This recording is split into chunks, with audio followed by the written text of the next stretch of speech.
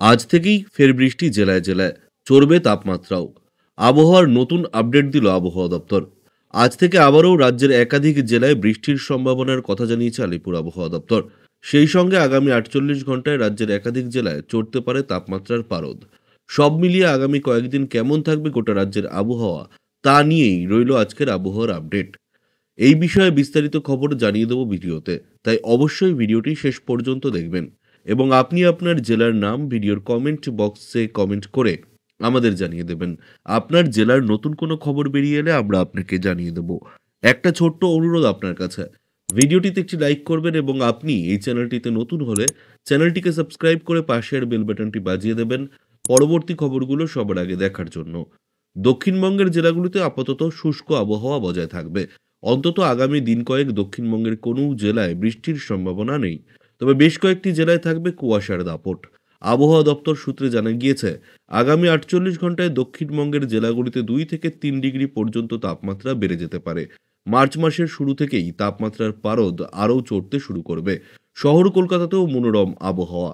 আবহাওয়া দপ্তর সূত্রে জানা গিয়েছে, আপাতত তিলোত্তমা মহানগরীতে বৃষ্টির কোনো সম্ভাবনা নেই। আগামী কয়েকদিন কলকাতা শহরের তাপমাত্রাতেও বিশেষ হেরফের হবে না। তবে মার্চ মাসের প্রথম সপ্তাহ থেকে কলকাতাতেও তাপমাত্রা চড়তে শুরু করবে। বাড়বে গরমের অনুভূতি। দক্ষিণবঙ্গে বৃষ্টির সম্ভাবনা না থাকলেও উত্তরবঙ্গের জেলায় জেলায় দুর্যোগের সম্ভাবনা রয়েছে।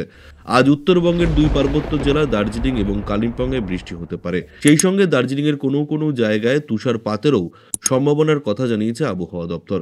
আগামীকাল অর্থাৎ শুক্রবার পর্যন্ত দার্জিলিং এবং কালিম্পংয়ে বৃষ্টির সম্ভাবনা সবচেয়ে বেশি। এই পর্বে আগামী শনিবার পর্যন্ত ২ পার্বত্য জেলার পাশাপাশি জলপাইগুড়ি, আলিপুরদুয়ার, কোচবিহার, ২ দিনাজপুর, মালদায় হালকা বৃষ্টির সম্ভাবনার কথা জানিয়েছে আলিপুর আবহাওয়া অফিস। আবহাওয়া বিভাগের সূত্রে জানা গেছে, ২ মার্চ একটি নতুন পশ্চিমী ব্যাঘাত বাংলায় প্রবেশ করবে। এদিকে আসামের উপর একটি ঘূর্ণিঝড় বৃত্ত রয়েছে। রাজস্থান এবং কেরালায় একই ধরনের ঘূর্ণিঝড় রয়েছে, তবে তারা দক্ষিণবঙ্গে খুব বেশি প্রভাব ফেলবে না। সকালে উপকূলীয় অঞ্চলে হালকা কুয়াশা থাকতে পারে, তবে আকাশ পরিষ্কার থাকবে। এই সপ্তাহে বৃষ্টির সম্ভাবনা কম। বৃহস্পতিবার থেকে তাপমাত্রা বাড়তে শুরু করবে। সপ্তাহ অন্তে তাপমাত্রা ৪ ডিগ্রি বাড়তে পারে। কলকাতায় সর্বনিম্ন তাপমাত্রা ২৪ থেকে ২৫ ডিগ্রি সেলসিয়াসের মধ্যে পৌঁছতে পারে।